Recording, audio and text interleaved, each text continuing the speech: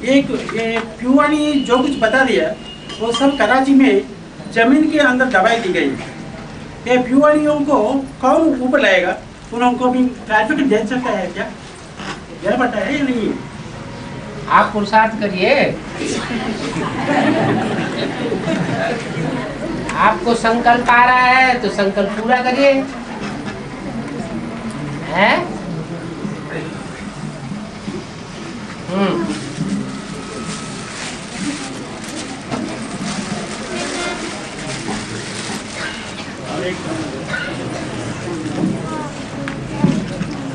संगमेली लक्ष्मी नारायण मना शंकर पार्वती आत्मा और शरीर दोनों को निरोगी कंजिका बनने के बाद सत्युगी राधा विष्णु को आत्माओं को 2018 के जन्म देने के निमित्त बनेगा ना, मतलब बाप समान बन गया। तो कौन बाप समान बन गया? ओ जन्म लेने के निमित्त बन गया ना, जन्म देने के निमित्त बन गए वो बाप समान बन गए या जन्म लेने वाले बाप समान बन गए? देने वाला बाप समान बन गया। हाँ, तो अभी से मना 2018 से 36 तक शिव का पाठ क्या है? 2018 से 36 तक 2036 तक किसका पाठ? शिव का पाठ। पहले ही लक्ष्मी नारायण के चित्र में बता दिया कि लक्ष्मी नारायण जो है वो वाइब्रेशन से संग करने वाले हैं आपस में, या स्थूल कर्मेंद्रियों से और ज्ञानेंद्रियों से संपर्क संसर्ग साधने वाले हैं। वाइब्रेशन से संग होगा तो साथ रहेंगे या दूर रहेंगे? ये गलतफहमी इसलिए होती है कि समझते हैं कि साथ रहेंगे।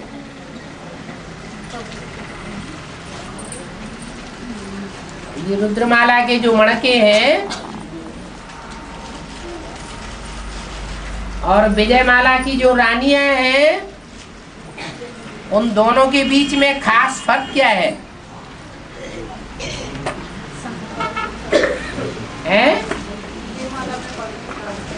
रुद्रमाला है जन्म जन्मांतर के अपवित्र राजाओं की माला।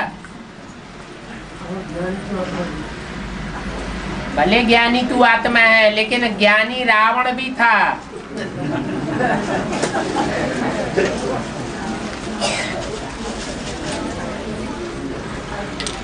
ज्ञान बुद्धि में हो और ज्ञान का लक्ष्य धारण न कर सके। ज्ञान का लक्ष्य क्या है?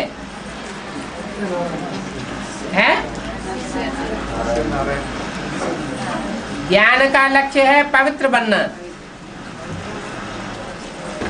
पवित्रता धारण करना। और विजयमाला पवित्र आत्माओं की माला है। रुद्रमाला में भी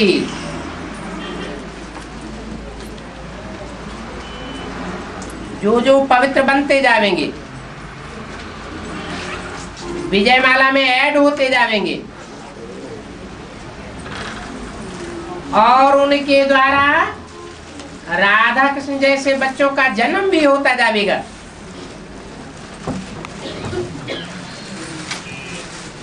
लेकिन वाइब्रेशन से होगा। लेकिन बहुत छोटी मम्मी नहीं आएगी।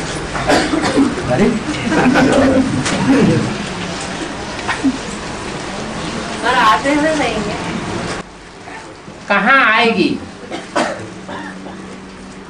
आएगी तो कहाँ आएगी? है? पास क्या होता है? बुद्धि से पास सो पास होता है या देह के पास वो पास होता है? बाबा की यज्ञ में ढेर सारे सरेंडर होकर के बैठ गए, बेसिक में भी एडवांस में भी। देह से भले कंधे पर चढ़ाए हुए हों, लेकिन बुद्धि बाहर की दुनिया में भटक रही हो तो उनको पास कहेंगे कि दूर कहेंगे? दूर हो गए। उसने कहा है तो शरीर भी वहाँ रहेगा बाबा। जब रहेगा तब रहेगा। अभी संगम युग की गति क्या बताई लक्ष्मी नारायण के चित्र में? लक्ष्मी नारायण के चित्र में बताया कि लक्ष्मी नारायण साथ साथ हैं, दिखाए गए हैं, लेकिन बुद्धि योग से साथ है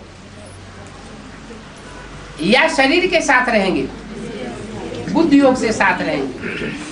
बुद्धि योग से साथ इसलिए रहना पड़ेगा, साकार में साथ तब तक नहीं होगा जब तक ये सारी दुनिया पवित्र न बन जाए।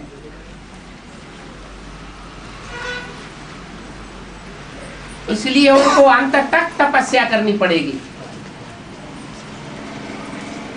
इनको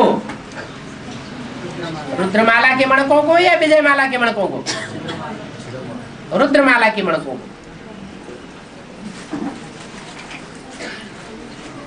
क्योंकि जन्म जन्मांतर के महापापी हैं।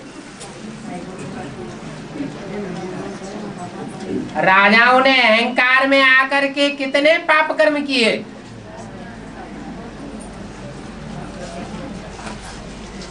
जो मन में आया सो किया।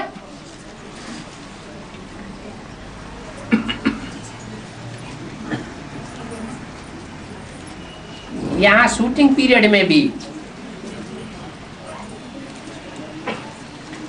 63 जन्मों का हिसाब किताब रील में घूमता है या नहीं घूमता है? यहाँ भी घूमता है। वहां 63 जन्मों में पाप कर्म का 1 गुना हिसाब बनता है और यहाँ संगम युग में 100 गुना हिसाब चढ़ जाता है। फिर कहते हैं हमारी अवस्था बेसिक में तो फिर भी अच्छी थी, एडवांस में इतनी अवस्था क्यों गिरती जाती है? एडवांस में भी जब शुरू में आए थे तब फिर भी अवस्था अच्छी थी और अभी तो एकदम तामसी बनते जा रहे हैं। इसका कारण क्या? ईश्वर का ज्ञान है। इस जन्म का कोई हिसाब किताब नहीं बन रहा है। मुख्य तो ये जन्म है ना, यहाँ जानते भी हैं, ज्ञान की बातों को मानते भी हैं, जानबूझ करके फिर उल्टा काम होता है, अलबेले बन जाते हैं।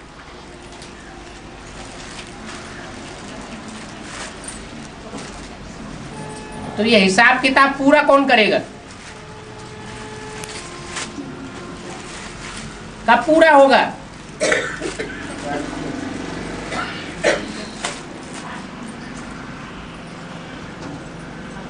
यही संगम युग में तपस्या करनी पड़े, भटकना पड़े। उनमें भी जो और धर्म की आत्माएं हैं, बीज रूप, उनको तो ज्यादा ही भटकनी पड़ेगी।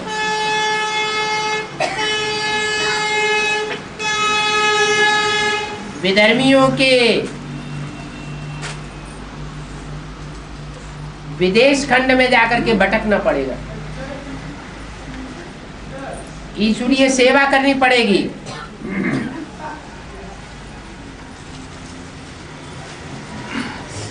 और जो बोला है सदगुरु निंदक ठौर न पावे, वो शांति धाम और सुख धाम का ठौर प्राप्त नहीं कर सकेंगे। नंबरवार प्राप्त करेंगे, बार बार शांति धाम की स्टेज में टिकेंगे, बार बार नीचे उतरेंगे।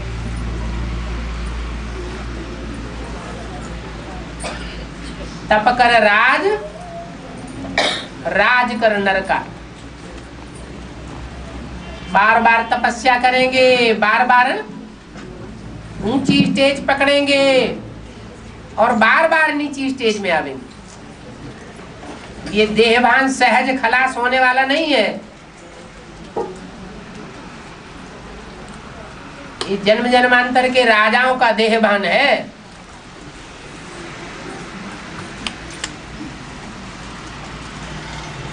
इसलिए ऐसे नहीं है कि जो नारायण वाली आत्मा है, संपन्न बनने के बाद, राधा कृष्ण को जन्म देने के बाद बैकुंठवासी हो जाएगी। प्रैक्टिकल में वो तो सारे झाड़ का पिता है। बाप की जिम्मेवारी है बच्चों का उद्धार करने की।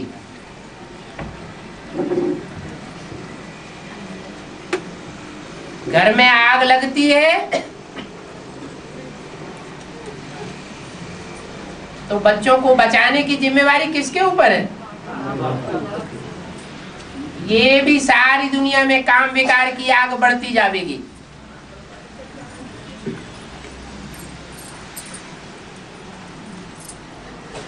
दिन प्रतिदिन बढ़ती जाएगी। लोग बंदरों में सल हो जाएंगे।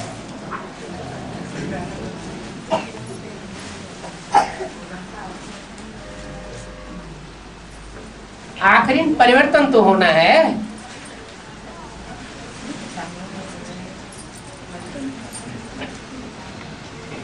यहां तक परिवर्तन होना है। यह अव्यक्त वाणी में बोला है कि काम विकार क्या चीज होती है वह भी भूल जाएंगे। इतना भटकनी पड़ेगी।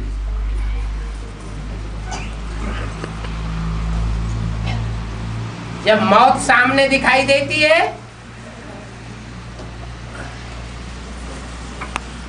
तो सब मजेदारी भूल जाती है।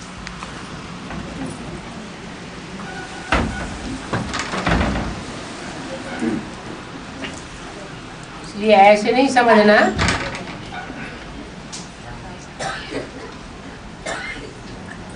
कि राधा कृष्ण जैसे बच्चों का जन्म देने के बाद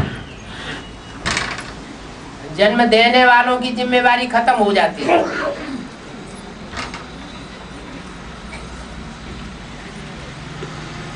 बच्चों का जन्म देना यही बड़ी बात नहीं है, लेकिन माहौल भी देना पड़े। प्रकृति का परिवर्तन करना पड़े। प्रकृति के 5 तत्वों का भी परिवर्तन करना पड़े। और उसके लिए अखंड योग बल की जरूरत है। संगठित याद चाहिए।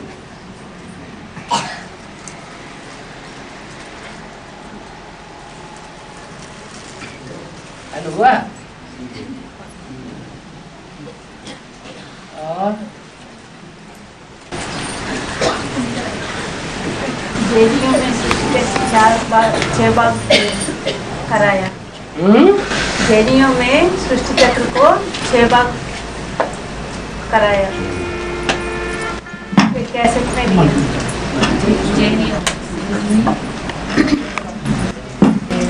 जैनियों में सृष्टि को 4 भाग, सृष्टि चक्र को बताया। हाँ, फिर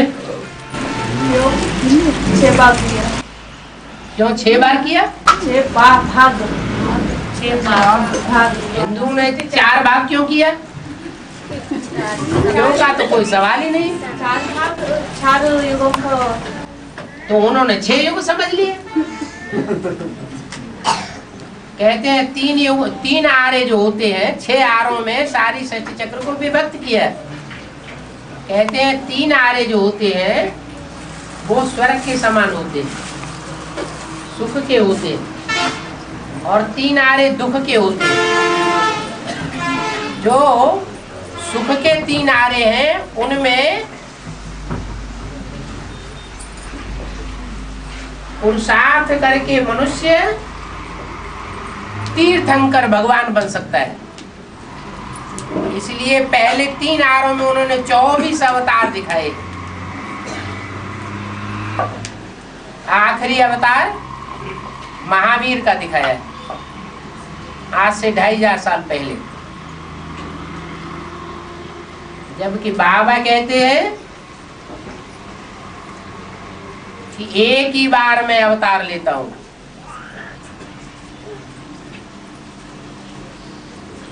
जब पहला आरा होता है और अंतिम आरा होता है, जब पहला युग होता है और अंतिम युग होता है, उस समय मैं आता हूं।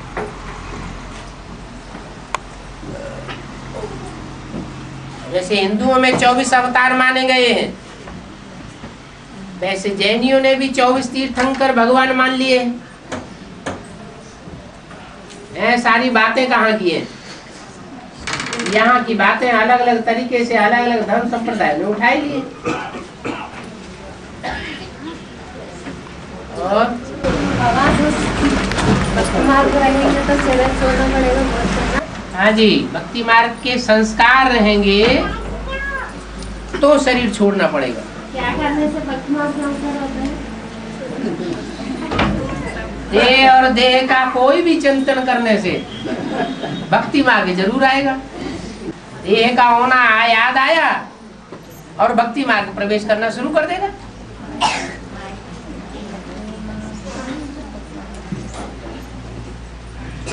कोई भी निशानी न देखने में आए, बातचीत करते हो उसमें कोई बात भी ऐसी पकड़ में ना आए कि ये भक्ति मार्ग की बात है।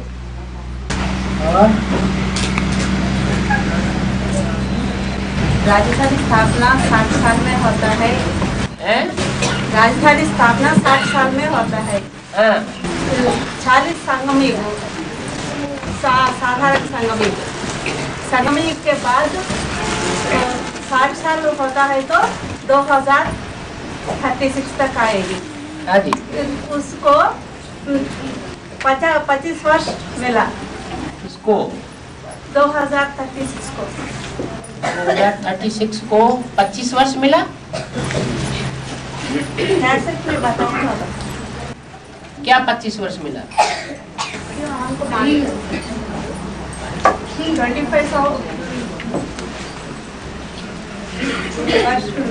उसको मिला 61 आएगा, बताया 2061 आएगा। क्या कह रहे हैं, क्या पूछ रहे हैं?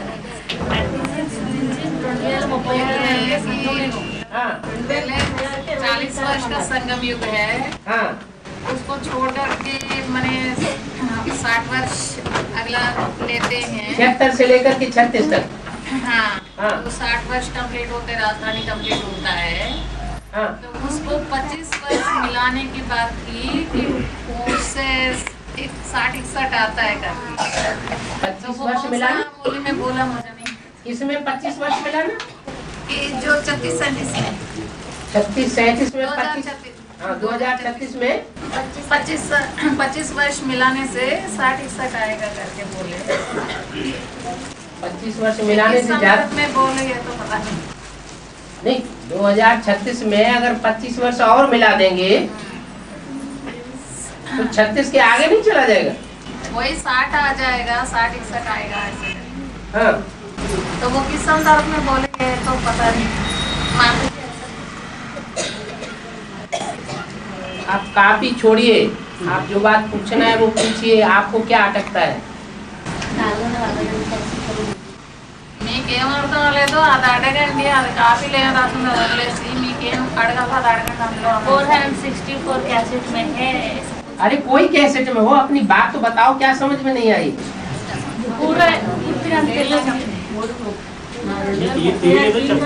36 से 2036 तक अंदर లోపల కలుసుకోవాలి బాగా మొత్తం 36 నుంచి 2036 లోపల కలుసుకోవాలి కానీ మనకి 25 అలాగే బయటకు తీయకూడదు 25 అంటే 36 నుంచి కలుసుకోవాలి। అర్థమైతే మెయిన్ విషయం ఏంటంటే మీకేం అందులో అర్థం అవ్వలేదు అది అడగండి. మెయిన్ మళ్ళీ అడగండి చెప్తాను. పూర్తిగా అడగండి. 20 సంవత్సరాలు ఎందుకు వస్తారు? అది 2061 అవుతుందని అని చెప్పారు. 35 సంవత్సరాలు कोई उसका संदर्भ तो होना चाहिए ना, उसमें है क्या चीज़, किस लिए मिलाना है, आगे पीछे कुछ बता नहीं रहे तो बता क्या పాయింట్ ఏముంది उनका कहना है कि 2036 से 25 साल इसलिए मिलाना है, ये से बोल रहे संदर्भ में बोले पूरी बात ठीक से पढ़ो फिर उसके बाद पूछो। తర్వాత క్యాసెట్లు దానికి సందర్భం ఉండాలి, పాయింట్ ఉండాలి కదా, పాయింట్ हाँ शरण कन्या ये तो बहुत थे, उनका सारा जीवन मन बुद्धि से बाबा की सेवा में लगी हुई थी। इसका शरण कन्या के बारे में बता रहे हैं। हाँ सारा जीवन मन बुद्धि से बाबा की सेवा में लगी हुई है ना। ये कैसे कहा जा सकता है? अगर बुद्धि से सारा जीवन लगा हुआ हो ऐसे बाबा तो माया जो है वो पहला नंबर क्यों ले जाती है? तो मेरा सवाल पूरा नहीं हुआ बाबा। हाँ सुनिए। बोलो हाँ।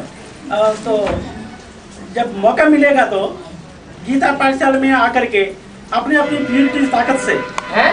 अपनी अपनी प्यूरिटी की ताकत से हाँ क्लास चलेंगे तो कुछ ना कुछ असर आत्माओं की मिल जाएगा ना।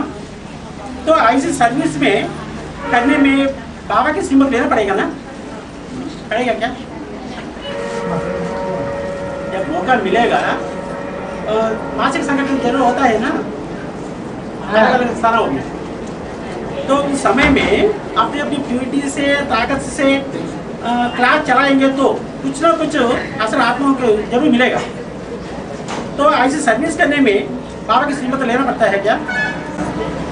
वो कह रहे हैं कि जब गीता पाठशाला में जो आत्माएं आते हैं उनको अपनी प्यूरिटी के बल से अगर सेवा किया जाएगा हाँ तो कुछ ना कुछ उन आत्माओं के ऊपर उनका जो सेवा करने का असर तो पड़ेगा ही ना।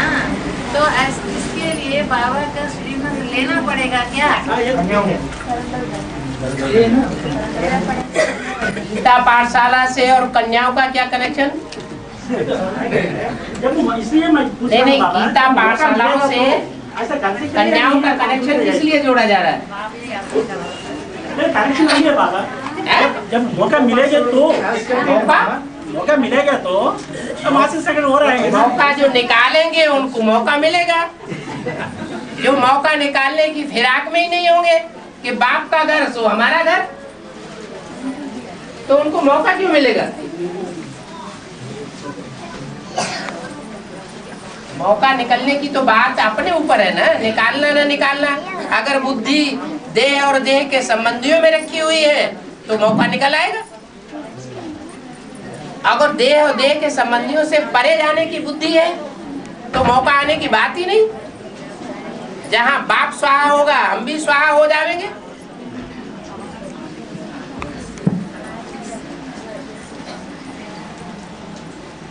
बाप के घर में रह करके पूरी श्रीमत पर नहीं चल सकते हैं तो लौकिक घर में जाकर के पूरी श्रीमत पर कैसे चल पाएंगे?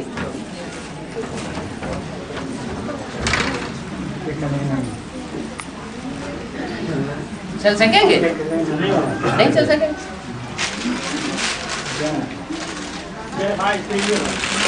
हाँ, हाँ। जिसकी आत्मा का कोई व्यक्ति जिसकी आत्मा का पुरुषार्थ देख के माना महिमा करता है ना, कि माना किसी की महिमा करते हैं तो वो आत्मा का पुरुषार्थ डाउन क्यों हो जाता है? महिमा करने से पुरुषार्थ डाउन होता है? माना वो आत्मा डाउन क्यों हो जाती है? महिमा करते हैं ये तो तुम कह रही हो, ऐसे थोड़े ही किसी की महिमा की जाती है तो उसको उमंग उत्साह बढ़ता है कि उसका पुरुषार्थ डाउन होता है। माना आत्मा डाउन हो जाती है। क्यों डाउन हो जाएगी? हाँ, अगर पुरुषार्थ उल्टा कर रही है और कोई उसकी महिमा कर रहा है तो समझेगी हमको टांट मार रहा है, तो पुरुषार्थ डाउन हो सकता है। द्वापर का आदि में 8 कला बजते हैं ना, हैं? द्वापर का आदि में 8 कला बजते हैं ना। हाँ जी। 8 कला द्वापर का अंत समय आने के बाद खलास होता है, कलयुग में थोड़ा बजता है। कलयुग में थोड़ा कला बचता है, द्वापर युग में समाप्त होते हैं 8 कला। हाँ पूछते हैं ठीक है, कोई का बचता है कोई का नहीं बचता है। जैसे इब्राहिम है, इब्राहिम जिसमें प्रवेश करता है तो सबसे ज्यादा पतित होता है या कम पतित होता है दूसरों के मुकाबले? सबसे जास्ती पतित बन जाता है, सो पतित आत्मा में प्रवेश करता है। तो उसमें कितनी कलाएं रही?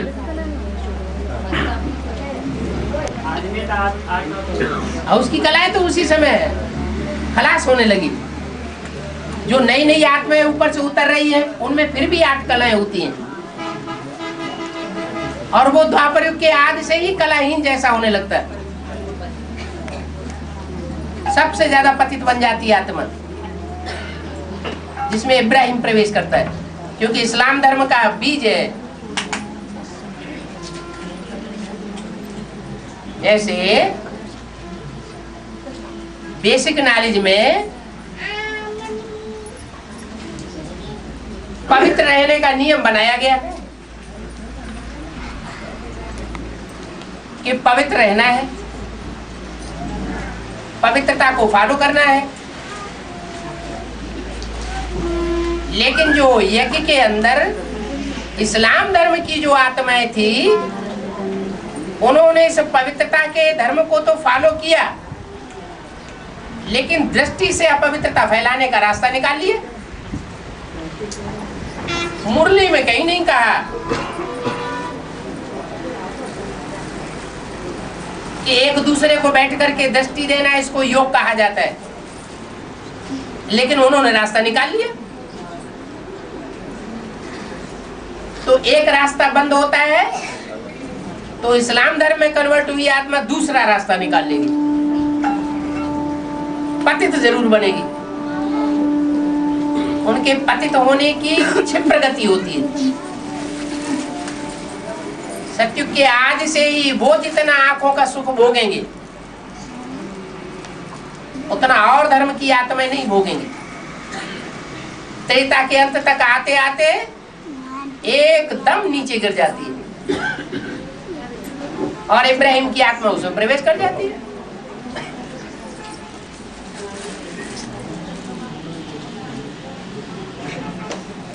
तो नंबरवार है,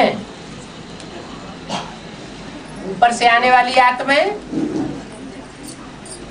फिर भी पावरफुल होती है,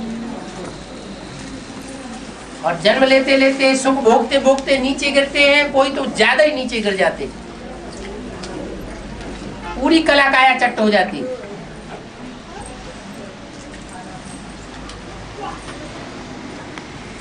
और ऐसी आत्माओं में बार बार फिर प्रवेश होता है दूसरी आत्माओं का। तो बोला है 33 करोड़ में से एक एक में ऊपर से आने वाली दूसरे धर्म की आत्माएं प्रवेश करती रहती है। तो आधार है सिर्फ 33 करोड़, और ऊपर से आने वालों की संख्या सैकड़ों करोड़ों की है। तो बार बार प्रवेश करती है और वो बार बार नीचे गिरती है।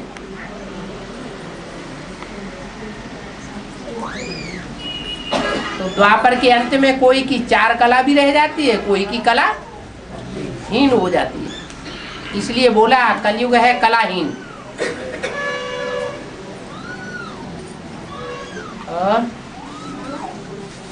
जैसे कि कोई भी परमात्मा साकार रूप में जब आते हैं, हाथ उठा दीजिए,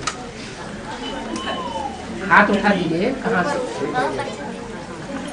हाँ हाँ हाँ। उन्हें साकार रूप में जब परमात्मा बाप आते हैं तो कोई भी ऑपरेट व्यक्ति उनको अपना उनके साथ बात कर सकते हैं, मिल सकते हैं, उनकी साकार रूप को दे सकते हैं। लेकिन जो जिसकी आँख नहीं है, दृष्टि व्यक्ति है, वो तो परमात्मा बाप की साकार मैंने रूप को एक बार भी देख नहीं सकते। तो उन्होंने ऐसे क्या कर्म किया होगा जो एक बार भी देखने की सौभाग्य प्राप्त नहीं होती, तड़प दे जाते हैं ना, थोड़ा तो दुख होगा उन आत्मा में। माने कोई आत्मा ऐसी है जिनको अपनी आंखें नहीं है और वो बाप के साकार स्वरूप को नहीं देख सकते, लेकिन जिनको आंखें नहीं होते हैं उनकी दूसरी इंद्रियां बहुत तीखी होती हैं। अगर वो ज्ञान में आ जाए, ऐसे भी हैं अंधे जो बेसिक में भी हैं और एडवांस में भी हैं, चाहे तो बहुत तीखे जा सकते हैं। ये कोई जरूरी नहीं है कि आंख नहीं है तो बाबा को नहीं देखा हुआ है तो उनको बाबा याद ही नहीं आवेगा। स्पर्श इंद्रिय से स्पर्श तो कर सकते हैं, वो एक बार का स्पर्श उनको जीवन भर याद रह सकता है। प्रैक्टिकल याद आएगा, लेकिन प्रैक्टिकल में देखने का अनुभव भी कुछ और होता है ना बाबा। जिनको आंख है वो आंख का सुख लेते हैं, जिनको आंख नहीं है वो दूसरी इंद्रियों से सुख लेते हैं।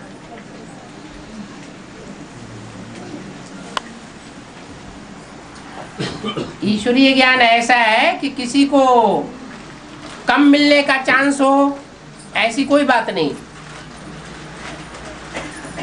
कोई भी ज्यादा से ज्यादा ले सकता है।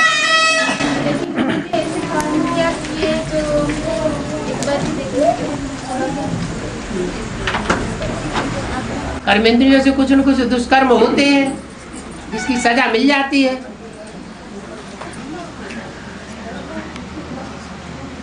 आंख से विकर्म नहीं बनता क्या? आंख से तो ज्यादा ही विकर्म बनता है। आंखें सबसे जास्ती धोखा देती हैं। अगर कोई ने आंखों से भगवान को और भगवती को ही धोखा दे दिया हो तो उसको सजा नहीं मिलेगी।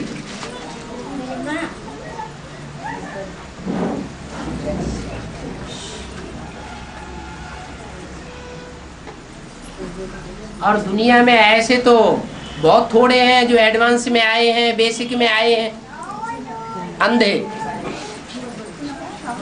बाकी जो एडवांस में भी नहीं आए, ज्ञान में भी नहीं आए, उनकी संख्या कितनी है अंधों की?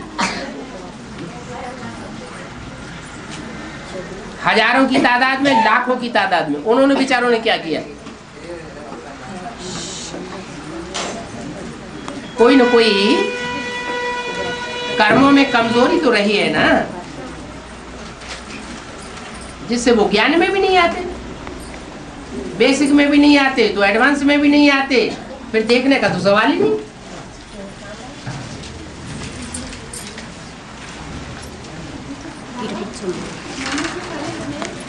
और कोई कोई ऐसे होते हैं जिनको आंखें होती हैं,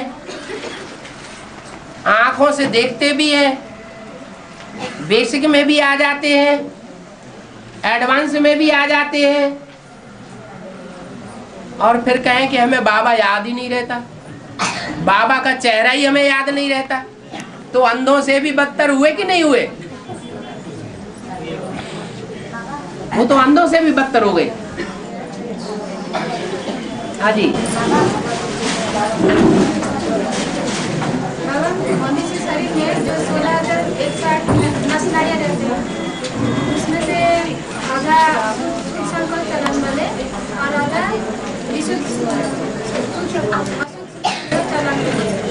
तो जो जिनका भाव ज्यादा होगा, जिनका संकल्प पहले पूरा होता है, जो नेगेटिव संकल्प करने वाले या जो पॉजिटिव संकल्प करने वाले, ये तो संकल्प की तीव्रता के ऊपर है।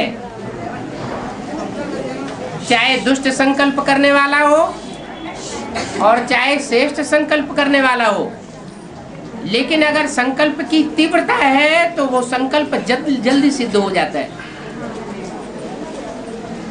ज्ञान में आने के बाद ही नहीं,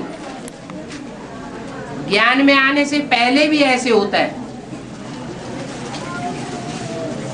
कोई के संकल्प जल्दी सिद्ध हो जाते हैं और कोई के संकल्प देर से सिद्ध होते हैं। जो धीमी गति से संकल्प किए जाते हैं वो कई जन्म ले लेते हैं सिद्ध होने में, और जो तीव्र गति से संकल्प किया जाता है वो एक ही जन्म में सिद्ध हो सकता है। और जो अब विचारी याद में रहते हैं तो उनको कैसे